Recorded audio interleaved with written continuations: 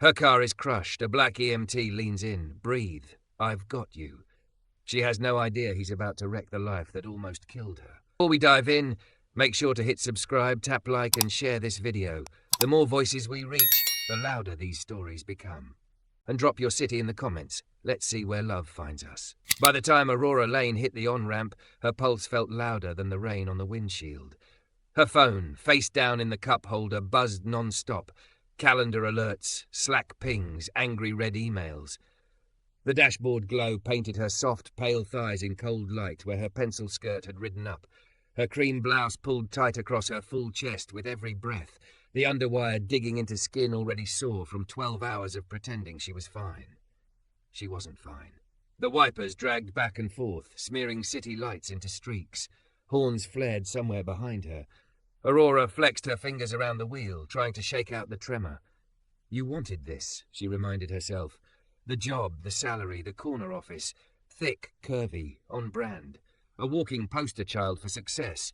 If success meant answering emails at midnight and forgetting the last time she'd eaten something that hadn't come in a box. Her chest tightened.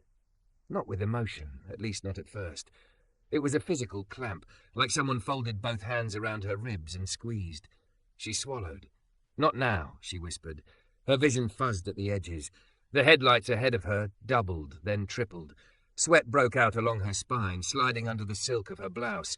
A buzzing started in her ears like distant bees. Breathe. Just breathe. She pushed in more air, but her lungs rejected it, shallow and fast and useless.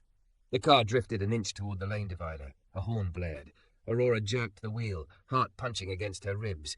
The phone buzzed again. Subject, where are you? Urgent. She laughed once, a harsh, humorless sound that almost turned into a sob. Her hands were shaking so hard now the wheel trembled with them. The chest pain spiked, sharp, radiating. Her fingers tingled. She couldn't feel her toes. Oh, God. Am I dying? The thoughts slammed into her harder than any corporate deadline ever had. The brake lights ahead of her flashed red. The car in front slowed suddenly.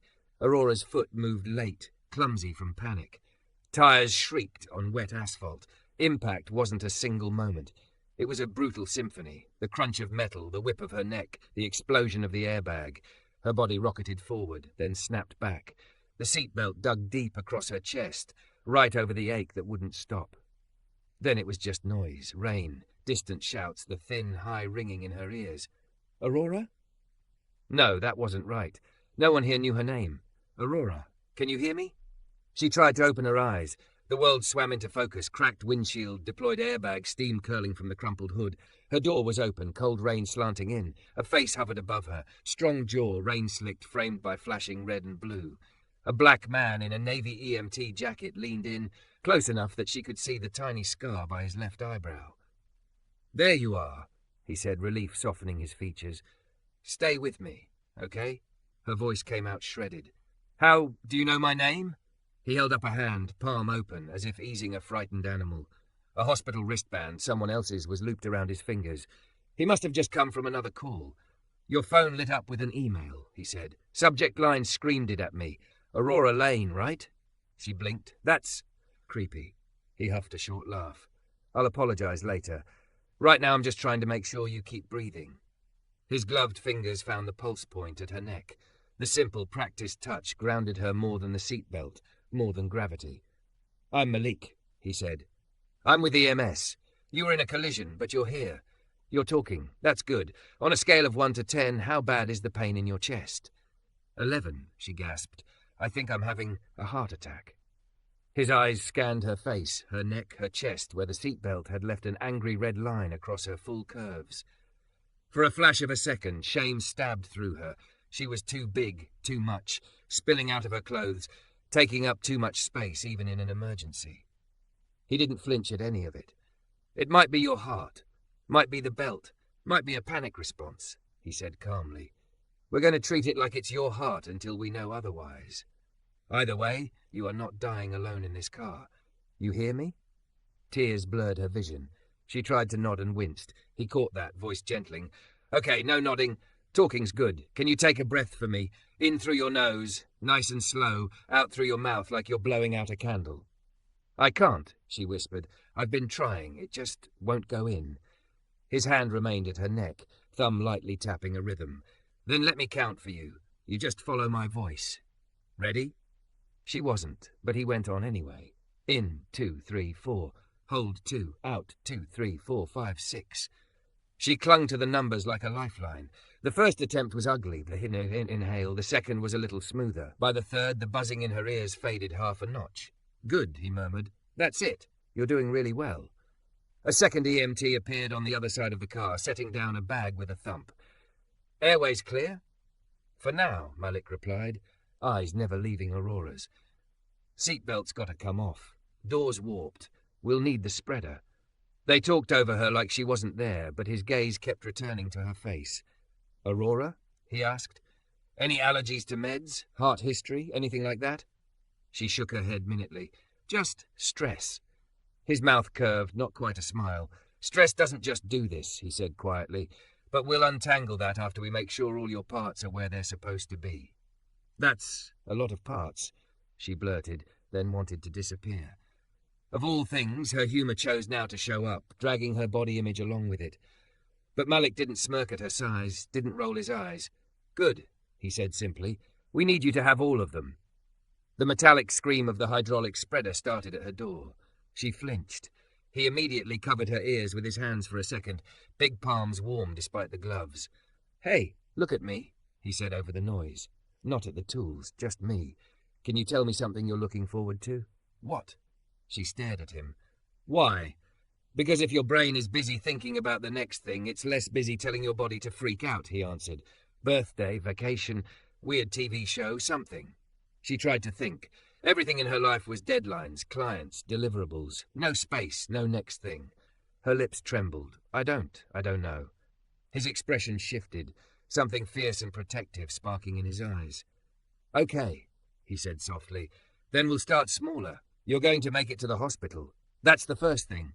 After that," he shrugged, "we'll figure something better than emails at midnight." Hot tears slid from her temples into her hairline.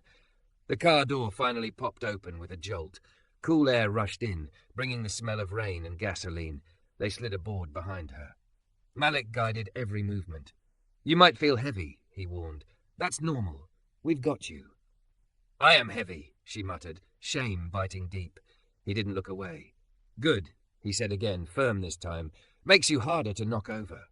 Something cracked in her chest that had nothing to do with bone or muscle. A sound tore out of her, half laugh, half sob. Malik's jaw tightened like he wanted to punch whoever had made her hate herself this much. They lifted. She felt every centimetre her body moved, felt every place she thought she took up too much space. But the board held. Their hands held. He held.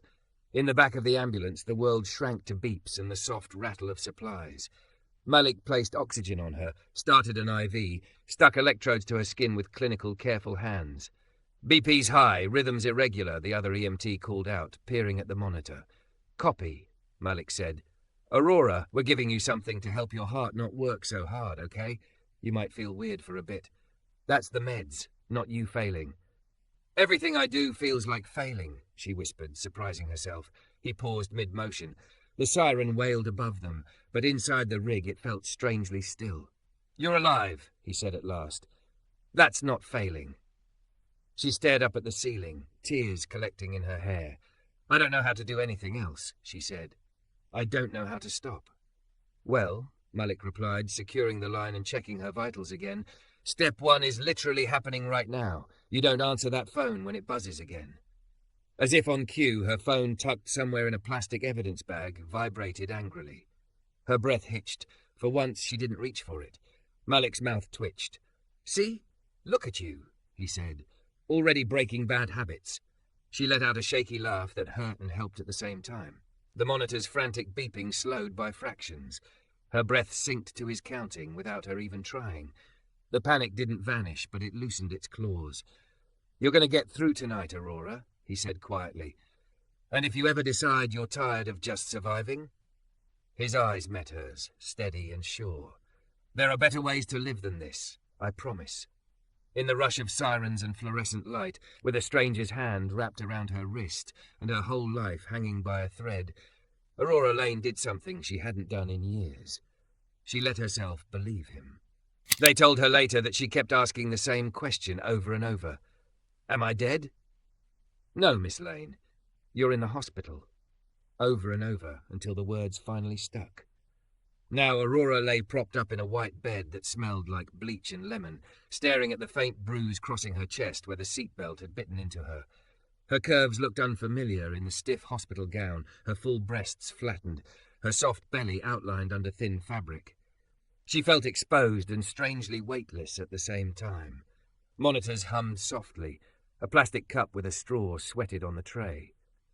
Her phone, mercifully, was nowhere in sight. The cardiologist had come in that morning, glasses perched low on his nose, charts in hand. No permanent damage, he'd said. Your heart markers are okay. You had a significant stress response layered on top of blunt chest trauma. Your body was screaming at you long before that car did. She'd tried to joke, so I'm dramatic and bruised. Great.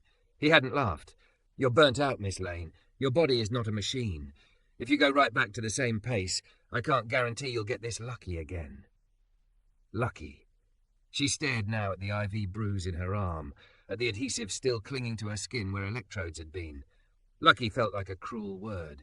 A soft knock tapped at the doorframe. Aurora looked up. Malik stood there, out of his uniform. He looked different without the jacket, taller somehow. Broad shoulders filling a faded black t-shirt, dark jeans riding low on hips that moved with an easy, tired grace. His skin glowed warm against the harsh hospital lighting, eyes softer without the sirens reflecting in them. Hey, he said, one hand still on the door like he wasn't sure if he was allowed to cross the threshold. I, heard you were still on the floor. Thought I'd check in. Something in her chest jolted. Not pain this time, but awareness. Hi, she managed. Her voice sounded less shredded, more human. You look different. He glanced down at himself, then back up with a crooked half-smile. Less plastic and Velcro? Less I'm about to cut you out of your car, she said. More person. He stepped in, closing the door gently behind him. That's good. Person is kind of my thing. He came to the side of the bed, not too close, not hovering. Just there, present. There was a faint smell of coffee and soap and the rain that had soaked him the night they met. I wanted to say thanks, Aurora blurted, for saving my life. He tilted his head. I'm glad you're okay, he said. But you did some saving too. She snorted. I did not. You listened, he said simply. You breathed when I asked you to. You didn't answer your phone. That's not nothing. Her cheeks warmed. You saw that? I saw you look like your fingers were itching to grab it, he said. That look is universal. She sank back into the pillows, gaze drifting to the window. My whole job is in that phone, she said quietly. If I don't answer, things fall apart. Looks like things were falling apart anyway, he replied, not unkindly. She flinched. The truth in his voice landed harder than any lecture. Sorry, he added quickly. That was blunt. No, she said, surprising herself. It was accurate. Silence stretched between them, not quite comfortable yet, but not sharp either. He settled into the visitor chair, elbows on his knees, hands clasped. Doc says your heart's okay, he asked. Apparently, she answered. At least the parts he can measure. He nodded slowly. Good, that's good. She watched him for a moment. How many people do you see that aren't okay? She asked. He exhaled, eyes flicking toward the hallway. Too many, he said. Some because of accidents, some because bodies just fail. He paused. Some because they keep pushing until something breaks. The last sentence sat between them like a third person. I don't know how to not push, Aurora confessed. If I stop, I'm afraid everything will catch up. The bills, the expectations, all the ways I'm not enough. Who told you you're not enough? He asked. She opened her mouth, then shut it again. Faces swam up in her mind. An ex who'd grabbed her waist and joked about too much here. A teenage coach who'd told her to lean out or sit out. A boss who praised her work ethic and side-eyed her body in the same breath. No one and everyone, she said at last. The whole world. He studied her, brows drawn. You know, he said slowly, from where I was standing in that wreck, all I could see was someone who took a hit that would have knocked a lot of people out cold. You stayed awake, you argued with me, you cracked a joke while we were cutting your door off. That's not enough, that's stubborn as hell. Her lips twitched. You say that like it's a compliment. It is, he said. Stubborn people who learn to aim it at the right, they're unstoppable. She swallowed. Right things like? He gestured vaguely at her. Like you, your actual heart, your actual life, not just your inbox. She stared at him. I don't even know what that looks like. His smile softened, something almost tender curling at the edges. Okay, he said. Tiny start then. He shifted in the chair, leaning forward. You remember the breathing we did in the rig? In, 2, 3, 4, she murmured automatically. Out, 2, 3, 4, 5, 6. Yeah, he said, a small spark lighting in his eyes. That one. You did that, not me. I just counted. She lifted a hand to her chest. It felt like you did it for me. That's because nobody taught you you're allowed to take up air without earning it first, he said matter-of-factly. Her throat tightened. Here's your homework, Malik continued, like he was giving her a recipe. Twice a day, no phone, no laptop, no emails. Just sit somewhere and do that count 10 times. In, 2, 3, 4, out 2, 3, 4, 5, 6. That's it. That's so small, she said. Good, he replied. Small is how people like us learn without blowing up our lives. People like us? She echoed. He smiled, a touch rueful. I used to live on adrenaline, too. Different line of work, same fight or flight addiction. Thought rest was for other people. My body disagreed. Landed myself in a hospital bed a lot like this one. Different nurse, same gown. She blinked. You? He spread his hands. I didn't magically wake up enlightened. Some old EMT sat by my bed and said, you want to keep playing hero, you'd better learn to breathe like one. So I did, eventually. There was more behind his eyes, a story he wasn't telling yet. She felt an urge to reach for it, then reminded herself she'd just met him. Her chest ached with a type of curiosity that felt dangerously close to hope. Malik stood, glancing at the clock. I've got to get back downstairs, he said. But I wanted you to know, you're not just a run number. Sometimes we remember names. Do you remember a lot? She asked, heart thumping. Some stick, he said. The ones who fight. The ones who look at me like I just ruined their relationship with their phone. His eyes crinkled. The ones who call themselves failures while their heart's still working overtime to keep them here. Her cheeks burned. He reached for the dry erase marker hanging by the bed and wrote on the little whiteboard the nurses used. Under patient goals, he scrawled, 1. Breathe. 2. Don't answer midnight emails from a hospital bed. 3. Remember you survived impact. Then in the corner, he added a number and a name. Malik, EMS. She stared. Is that allowed? He capped the marker. It's a public number we use, he lied easily, though the digits looked too personal, too neat. If you ever end up back in an ambulance because you pushed too hard again, I'd rather it be because you tripped dancing or something. Dancing, she repeated, as if it were a foreign word. Yeah, he said, or laughing too hard, or leaving a job that's killing you. He shrugged. Just not like this. He moved to the door, then paused, his hand on the handle. Aurora, he said. Yeah? You don't owe that inbox your life, he said softly. But you do owe yourself a chance to figure out what else there is. Her eyes stung. She blinked hard, nodding. After he left, the room felt both emptier and somehow fuller. Nurses came and went. Tests were done. The afternoon light shifted on the wall. At some point, a volunteer brought her a bland meal and a stack of papers from HR about medical leave. Her hand drifted to the whiteboard again, tracing the words he'd written without touching the ink. Breathe. Don't answer midnight emails. Remember you survived. Her phone appeared at last, delivered in a plastic bag. The notifications were a small apocalypse. Missed calls, texts, calendar invites, flashing banners of expectation. Her thumb hovered over the screen. In, 2, 3, 4. Out, 2, 3, 4, 5, 6. Her thumb moved, not to open her inbox, but to power the phone off completely. The silence that followed was so deep it almost scared her. Then slowly it began to feel like something else. Room. For the first time in years, Aurora Lane lay back against a pillow and let her body rest without negotiating with herself. Her curves pressed into the mattress, solid and real. Her heart, bruised but intact, beat a steady rhythm in her chest.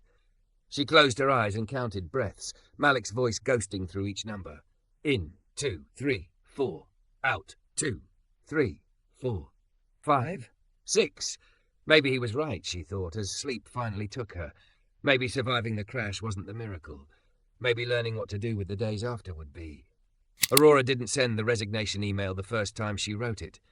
She stared at the screen, her fingers hovering over the trackpad, heart pounding like she was back in the ambulance again. 2. Executive leadership. Subject, transition plan and resignation. She'd written the words. She'd even outlined a clean 3-month handover. It was tidy, professional, bullet-pointed. It also felt like stepping off a cliff. Her chest tightened. Her throat went dry. She shut the laptop so fast it snapped. Her body remembered the hospital bed, the ache across her chest, Malik's voice counting her through breaths. In, 2, 3, 4. Out, 2, 3, 4, 5, 6. She did the count anyway, 10 times. Still, the fear crept up, whispering, "You're throwing it all away. You're only valuable if you're irreplaceable. You're too much and not enough at the same time." Her gaze drifted to the whiteboard she'd taken from the hospital gift shop and hung in her bedroom. Breathe. Don't answer midnight emails. Remember you survived. In the corner, in smaller letters, was the number and name she hadn't used yet. Malik EMS. She'd almost dialed it a dozen times in the last few weeks. Once when she woke from a nightmare of twisted metal. Once when her boss left a voicemail that we really need to talk about expectations when you're back. Once when she sat in her car outside the office building and couldn't make herself go inside for the welcome back meeting. She hadn't called then. Now her hand moved before she could second-guess it. She picked up her phone and typed instead, "Hi, it's Aurora. From the crash. Is this still you?" The 3 dots popped up almost immediately. "Yeah. Hey, Aurora. Still me. How's your chest?" She huffed a half-laugh, half-sob. Bruised but alive. Physically anyway. Mentally is complicated. A longer pause. Then, complicated is honest. That's good. I'm off shift at 6. If you're up for it, I'm helping with a CPR and stress management class at the community centre tonight. Low stakes. Free snacks. Less scary than hitting send on whatever email you're staring at right now. Her heart dropped into her stomach. "How did you know I was staring at an email?" she typed. Wild EMT intuition came back, and the pattern. People survive something big, then think they have to snap right back into the life that nearly killed them. You don't. Come by. If you hate it, you can leave and blame the snacks. She stared at the message, fingers trembling. She could say no. Stay home. Rearrange the same fear in her head until it wore a deeper groove. Or she could go. Her reflection in the dark laptop screen looked back at her. Thick thighs, soft belly, curves fighting the waistband of her leggings, and oversized sweater. A woman whose body had carried her through a crash, hospital lights, nights of sweating through panic. "You're allowed to take up space," Malik had said. She grabbed her keys. The community centre was louder than she expected. Kids' voices echoed off high ceilings. Flyers for yoga, food drives, and basketball leagues covered a corkboard. The air smelled like floor cleaner and popcorn.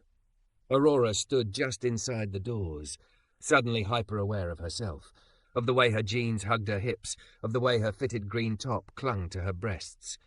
In the hospital gown, she'd felt small and exposed. Here, in clothes she'd chosen, she felt visible. Malik spotted her from across the room and raised a hand. The curve of his smile made something in her ribcage loosen. He wore a navy t-shirt with the station logo on it, sleeves pushed up to reveal strong forearms. A group of people stood around folding tables with training mannequins on them. A whiteboard behind him read, "CPR and staying alive in more ways than one." "You came," he said, meeting her halfway. "You bribed me with snacks," she replied, trying for lightness, but her voice shook on the last word. He noticed. His eyes softened.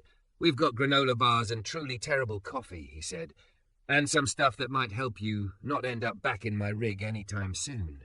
Want to sit in?" She looked around. There were teenagers, tired parents, a couple in matching scrubs, an older man with his granddaughter. No one looked like her office. No one was in heels. "Do I even belong here?" she asked under her breath. He tilted his head. "You have a heart? You breathe? You get stressed?" he asked. "Then you belong," he said simply. "Come on." He introduced her to the group casually. "This is Aurora. She survived a nasty crash and is working on being nicer to her heart." And no one stared at her body or her hair or her clothes. They just smiled and made space. The class started with CPR basics, chest compressions, rescue breaths, the beat of "Staying Alive" playing on someone's phone to guide rhythm. "Harder than you think, right?" Malik said, demonstrating on the mannequin. His hands, large and steady, pressed into the plastic chest. "You're not going to break them. You might break a rib. They'll be mad later, but they'll be alive." Laughter rippled through the room. When it was her turn, Aurora knelt beside the mannequin. Her knees protested on the hard floor. Her chest twinged with the memory of the seatbelt. She hesitated. Malik knelt beside her. "Place your hands here," he said softly, guiding her fingers to the right spot. His grip was gentle, careful not to take over. "Now lean in with your weight," he continued, "and before you say it, that's the point. Use what you've got." She flushed, hearing the unspoken apology she always carried. Sorry for being heavy, sorry for existing loudly. He saw it, shook his head. "You're strong," he said quietly, for her ears alone. "Let it count." She pressed down. It took more strength than she expected. By the 10th compression, her arms burned. By the 20th, sweat clung to her hairline. "Good," he said. "That's it. See? Your body's not the enemy." She swallowed past the lump in her throat. After the CPR segment, he shifted to stress management for people who forgot how to rest. "EMS burns people out fast," he told the group, leaning against the table. "So we steal tricks from therapists and old aunties and whoever else has something that works. This isn't a substitute for real help if you need it, but it's a start." He taught them the 5-4-3-2-1 grounding exercise. 5 things you can see, he said. 4 you can feel. 3 you can hear. 2 you can smell. 1 you can taste. It sounds corny. Try it anyway. Aurora did. 5, the scuffed gym floor, the bright exit sign, Malik's hands moving as he talked, a kid's crumpled flyer, the 2 bright fluorescent lights. 4, the cold of the folding chair under her thighs, the stretch of her jeans at her waist, the soft give of her belly when she breathed, the beat of her heart in her fingertips. 3, the scrape of a chair, a child's giggle, Malik's voice. 2, coffee, bleach. 1, mint on her tongue from the gum she'd chewed in the car. Her shoulders dropped a centimetre she hadn't realised they were holding. After, as people drifted toward the snack table, she lingered at the back, watching him pack up. "You make surviving sound doable," she said when he came over. "That's the job," he replied. "At least the part I like." "And the part you don't?" she asked. He sighed, wiping a stray smear of marker from his fingertips. "Watching people go back to the same lives that broke them," he said quietly, knowing I might see them again on a stretcher. She looked down at her hands. "I wrote my resignation email today," she confessed. "And?" he asked. "And then my chest felt like it was going to explode, so I shut the laptop and texted you instead." "Good choice," he said. "Is it?" she demanded, heat suddenly rising in her voice. "Everyone keeps telling me I'm lucky. Lucky to be alive. Lucky it wasn't worse. Lucky my job still wants me. And all I can think is, if I walk back into that office and sit under those lights and open those emails, I'm going to die slowly instead of quickly. And I don't know which scares me more."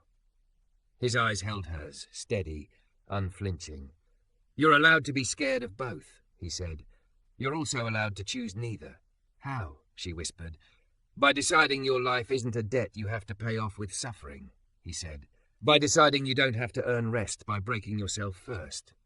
Tears burned her eyes. "That sounds nice," she said, "and impossible." He glanced at his watch, then back at her. "Do you have somewhere you have to be tonight?" "Just home," she said, "and my inbox." "Come to the diner with me instead," he said. "They've got terrible pie and decent burgers. We can talk about impossible things where the coffee never runs out."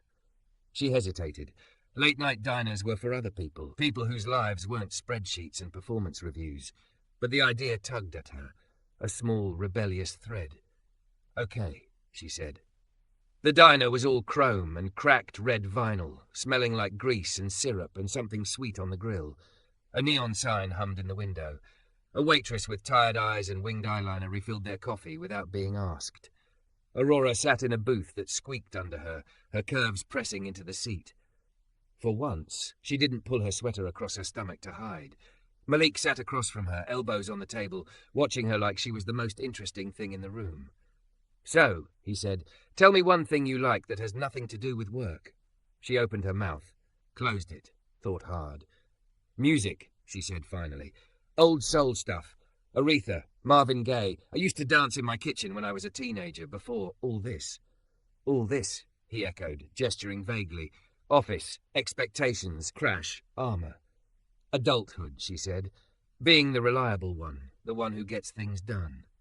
He nodded slowly. "What if reliable could also mean reliably alive and not in my ambulance?" he asked. She laughed, a wet, raw sound. You're very pushy for someone who's supposed to be calm, she said. I'm calm about the important stuff, he replied. Pushy about people treating themselves like crash test dummies. She toyed with her coffee spoon. What about you? She asked. What do you like? Basketball, he said. Sunday dinners with my sisters. Bad action movies, teaching people how to not die while the world's on fire. And dancing in kitchens? She asked, half teasing. His smile widened. When the song is right, he said. They talked until the coffee cooled and the pie crumbs were gone. He told her about the call that broke him years ago, the one that landed him in a hospital bed like hers, staring at a ceiling and wondering if he could keep doing this work. An old EMT had sat with him, telling him that saving lives included his own. I didn't believe him at first, Malik admitted. Thought it was selfish. Then I realized burnt-out medics make more mistakes. Taking care of myself makes me better at taking care of other people. She traced circles in a sugar spill on the table. What if I quit and become nothing? She asked softly. He shook his head. You don't become nothing, he said. You become someone who chose herself over a job. That's everything. They walked out into the cool night air. The city hummed around them, less threatening than it had on the night of the crash. On the sidewalk, under the dull glow of a street lamp, he paused. Do you have that email still? He asked. In drafts, she said. He held out his hand, palm up. Can I see it? He asked. She hesitated, then unlocked her phone and handed it over, their fingers brushing. His touch sent a quiet shiver up her arm.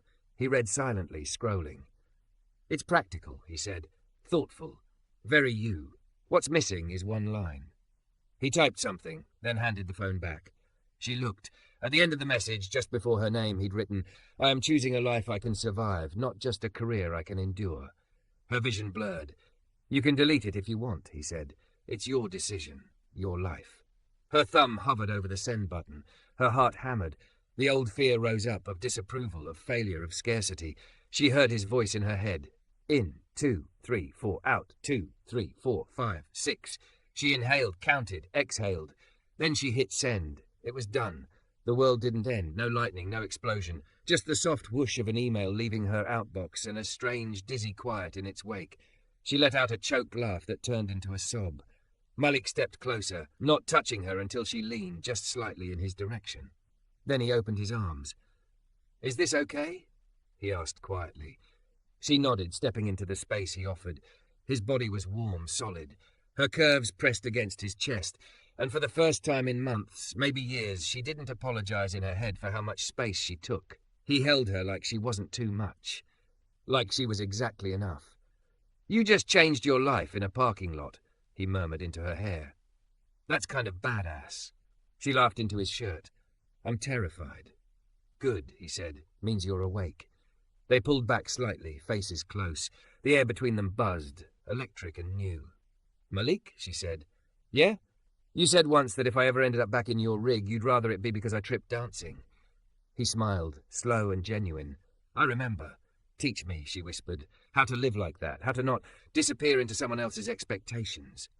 He lifted one hand, brushing a damp curl from her cheek with careful fingers. I can't live your life for you, he said, but I can stand next to you while you figure it out. Remind you to breathe, drag you to bad coffee diners, dance with you in kitchens. Her heart swelled, bruised but beating strong. That sounds like a lot. It's the good kind of a lot, he said, the kind that doesn't land you in the ER. Under the street lamp, with the city humming and the future terrifying and wide open, Aurora made a small decision that felt huge. She took his hand. Okay, she said, show me. He squeezed her fingers, then spun her clumsily into a slow, silly little dance right there on the sidewalk. No music but their laughter. Her curves moved with his rhythm, her breath syncing with his. In, 2, 3, 4, out. 2, 3, 4, 5, 6. For the first time, she wasn't just surviving. She was learning, step by shaky step, how to live.